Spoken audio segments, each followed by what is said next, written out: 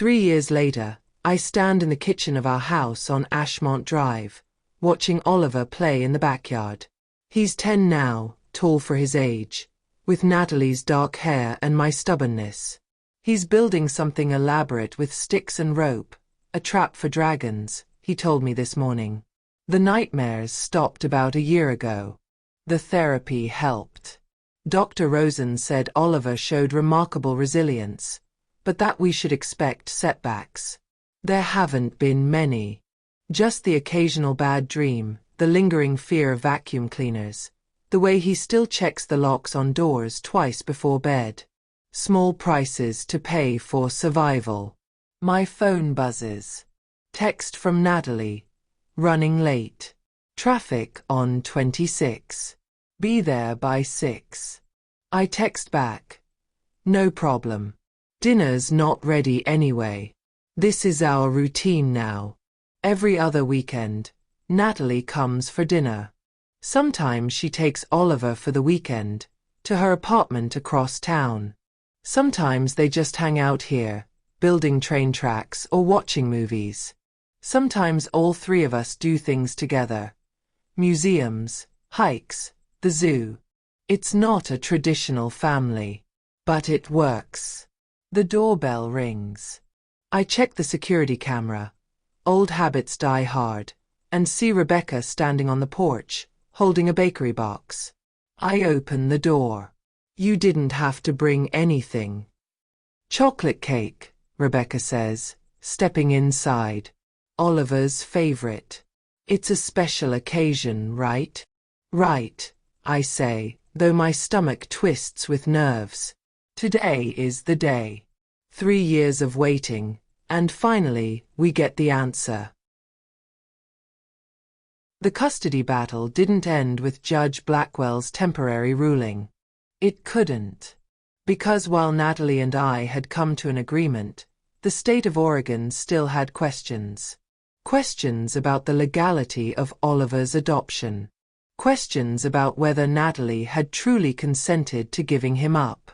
Questions about what constituted a family when the traditional definitions didn't apply.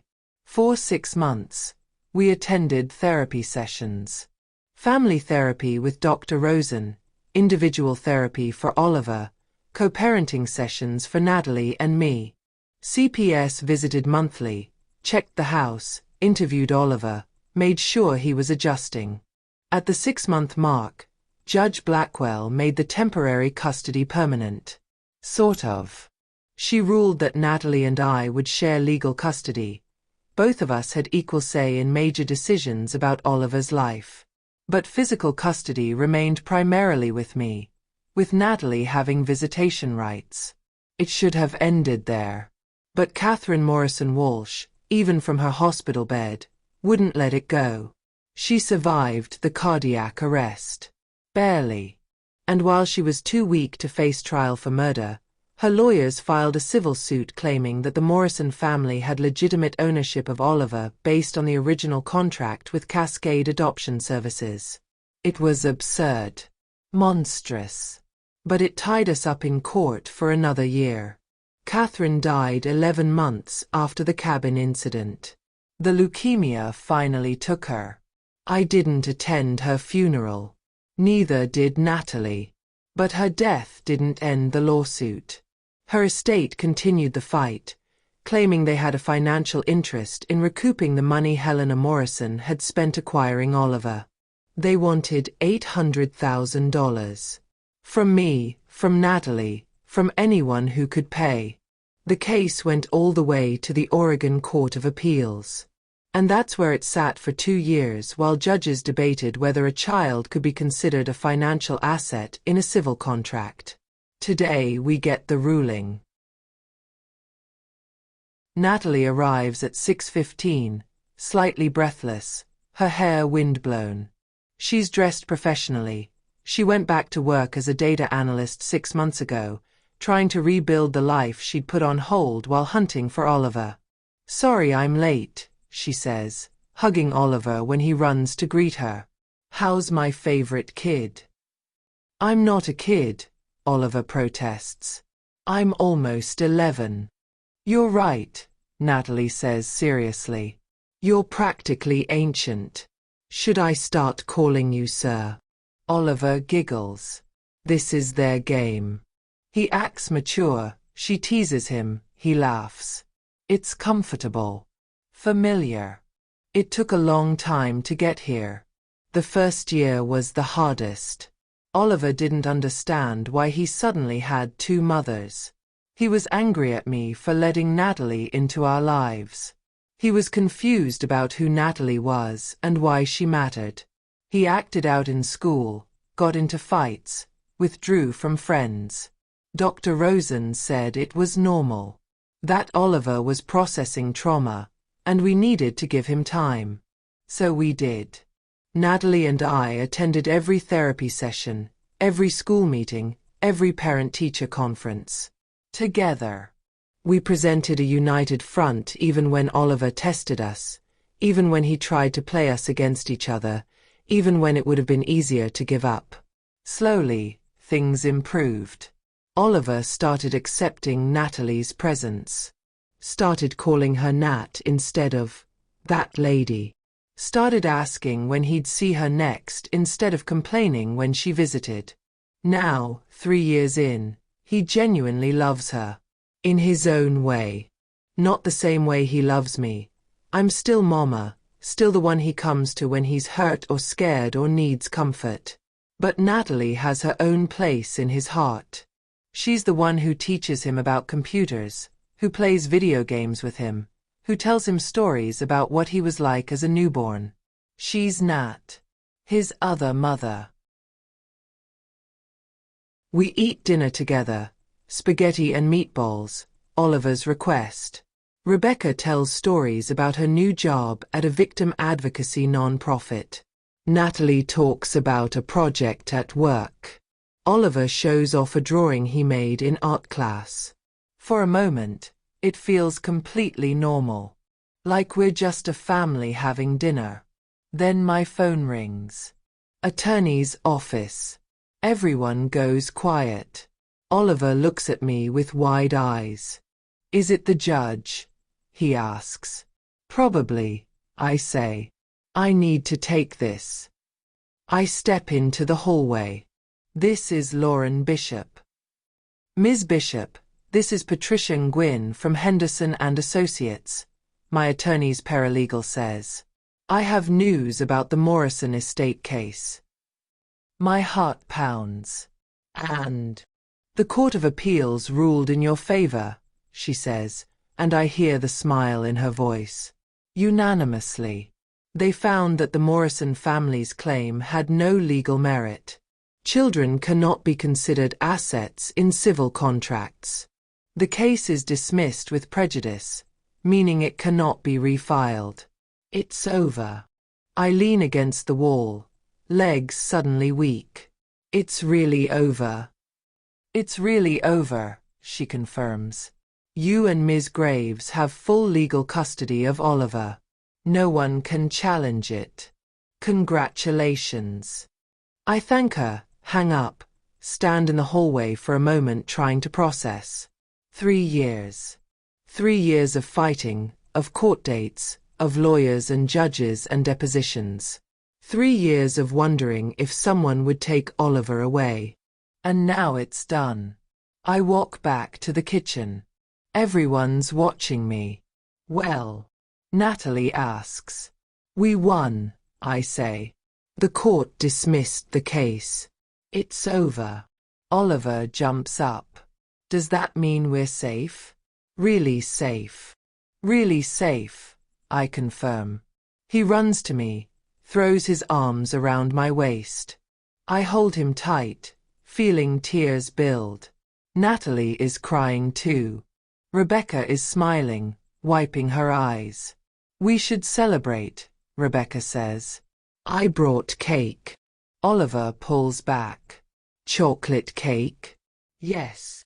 We eat cake in the living room, Oliver chattering excitedly about what this means. No more court dates. No more lawyers. No more strangers asking him questions about where he wants to live. Just normal life. Finally. After dessert, Oliver asks if he can go play video games. Natalie goes with him, leaving Rebecca and me alone in the kitchen. How are you really? Rebecca asks quietly. Relieved, I say. Exhausted. Grateful. All of it. You did good, Rebecca says. Both of you. I know it wasn't easy, but you gave Oliver something most kids in his situation never get. Stability. Love. Two mothers who put him first. We had help, I say. You've been amazing. Staying in Portland, being part of our lives.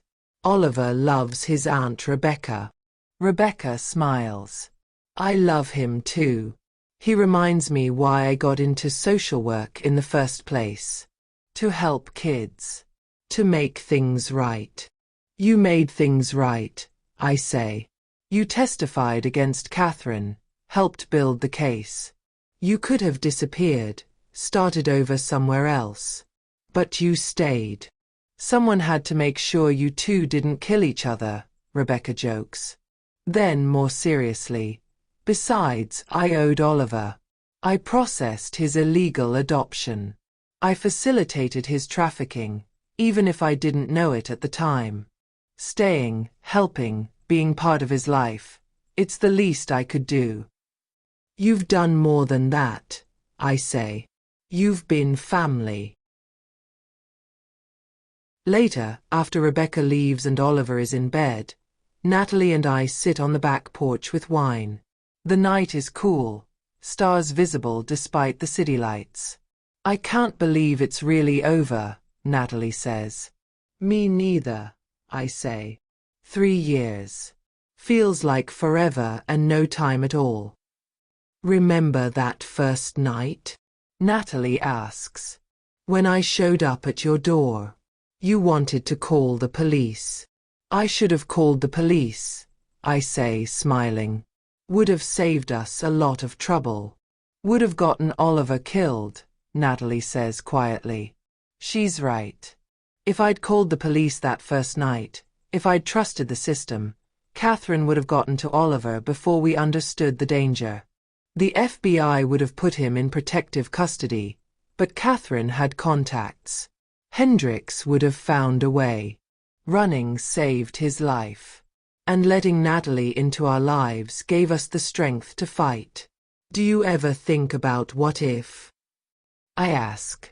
What if Cascade had never existed? What if you'd raised Oliver yourself from the beginning? Natalie is quiet for a long time. Every day, she says finally, I think about the first 7 years I missed. His first words, his first steps, his first day of school. All the moments I'll never get back. I'm sorry, I say. Don't be, Natalie says. I'm not. I mean, I'm sorry it happened the way it did. I'm sorry for the trauma, the fear, the loss. But Lauren, if Cascade hadn't existed, Oliver wouldn't be Oliver. You shaped him. You made him kind and brave and funny. You gave him a childhood full of love and security. I can't regret that, even if it means I missed out. You didn't miss out entirely, I say. You're here now. I am, Natalie agrees. And I'm grateful. This, she gestures to the house, the backyard, the life we've built. This is more than I ever dreamed I'd have. I get to know my son. I get to be part of his life. I get to watch him grow up. That's everything. But it's not the same as being his only mother, I say. Don't you ever wish? No, Natalie interrupts firmly. I don't wish. Wishing for something different means wishing you out of Oliver's life. And that would destroy him. You're his mother, Lauren. You're his home. I'm the other mother. The bonus mom. And that's okay. That's more than okay. I reach over, take her hand. You're more than a bonus, Nat. You're essential. Oliver needs both of us. Maybe, Natalie says. Or maybe he just needs love. And it doesn't matter how many people give it to him, as long as he knows he's safe. We sit in comfortable silence for a while. Then Natalie speaks again. I've been thinking about something, she says. About the future. When Oliver's older. What about it?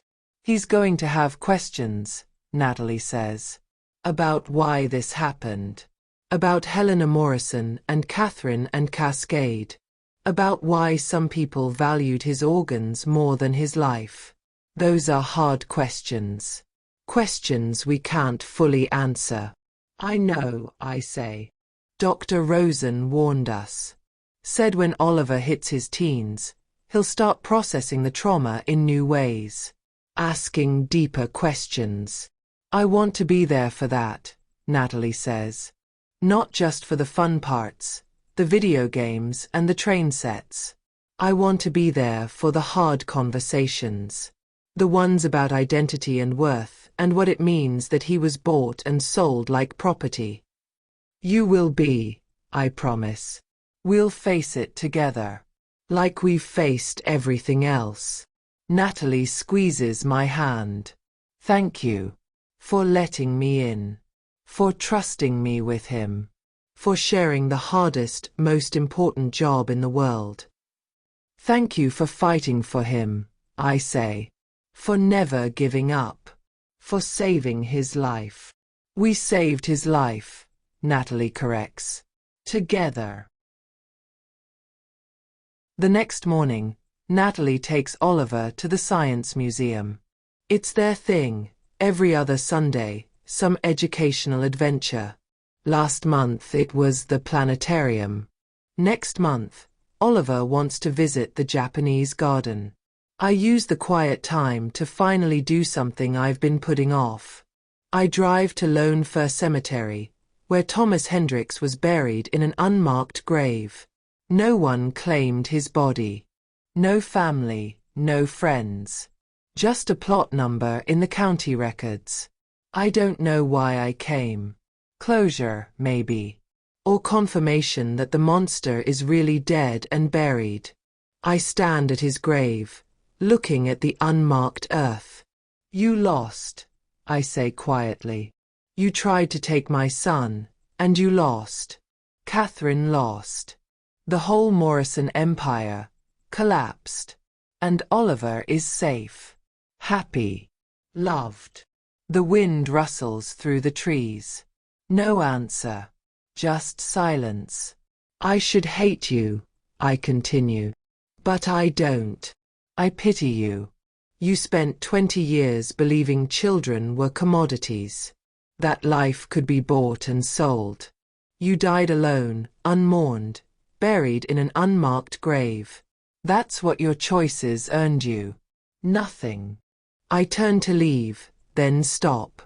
Oliver's going to be okay, I say. Despite what you did to him, despite the trauma, he's going to grow up strong and kind. He's going to have 2 mothers who love him, friends who care about him, a future full of possibilities. Your legacy is ashes. His is hope. That's the difference between us.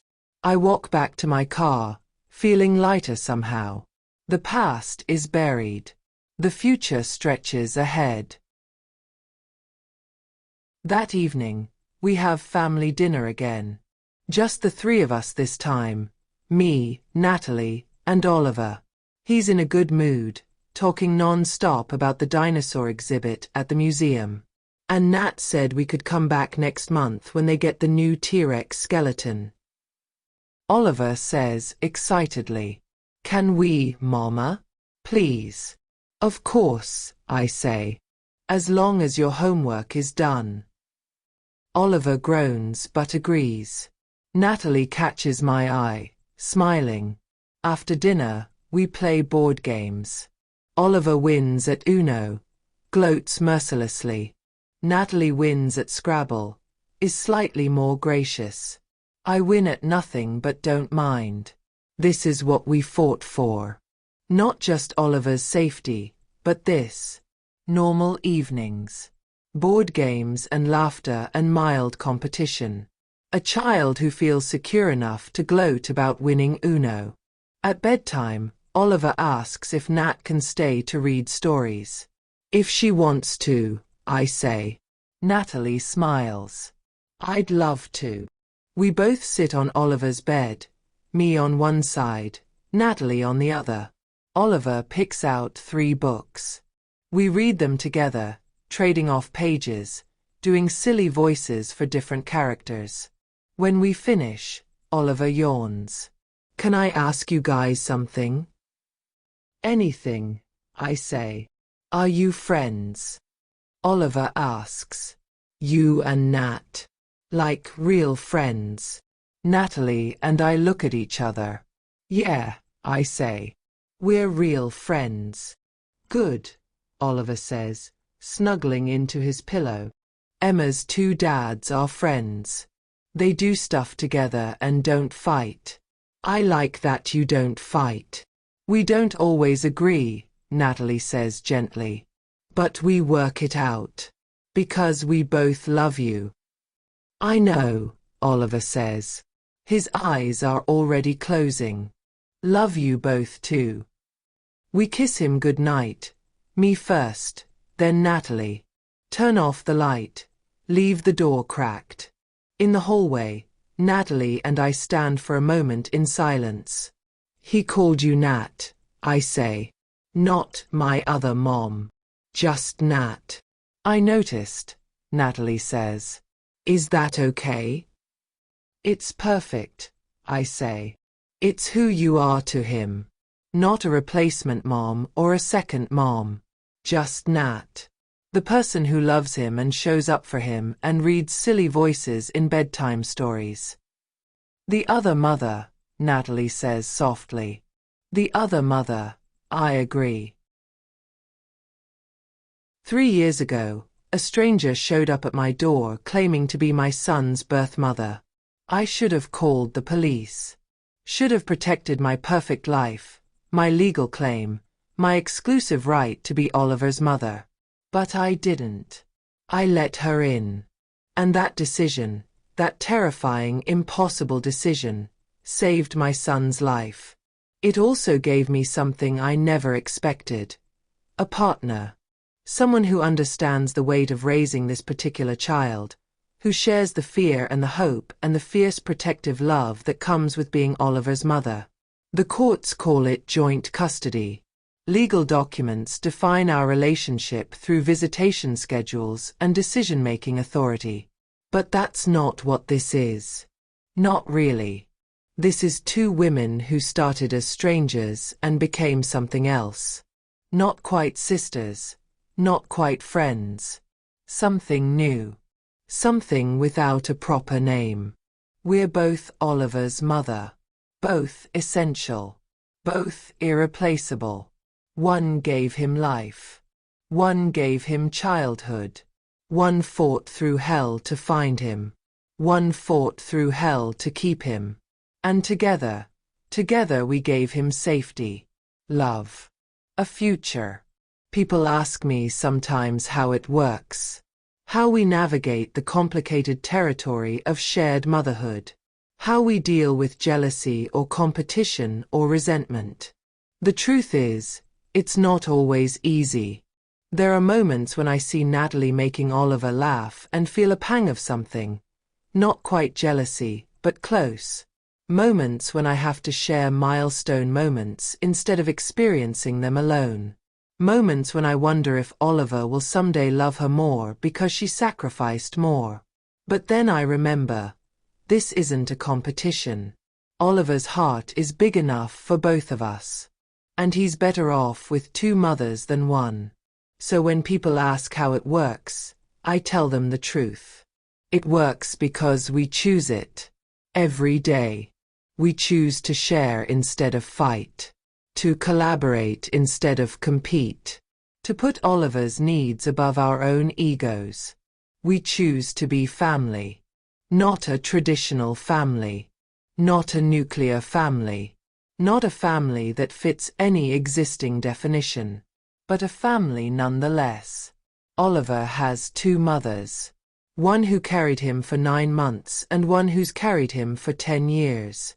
One who gave him DNA and one who gave him dinosaur knowledge and train track architecture skills. One who teaches him about data analysis and one who teaches him about graphic design. Both of whom would die for him without hesitation. That's the story of the other mother. It's not about biology or legality or whose claim is stronger. It's about love and sacrifice and the radical idea that sometimes broken families can be rebuilt into something even stronger than what came before. My name is Lauren Bishop. I'm 37 years old. I live at 1247 Ashmont Drive in Portland, Oregon. And I'm one of 2 mothers raising the most extraordinary 10-year-old boy in the world. The past tried to destroy us.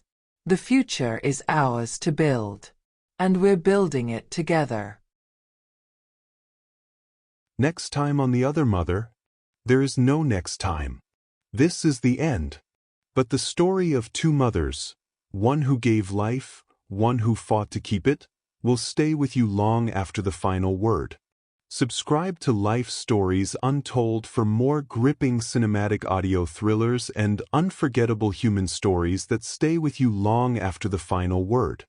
If you enjoyed The Other Mother, please leave a review, share it with a friend, and turn on notifications so you never miss a new release. Thank you for listening. End of The Other Mother.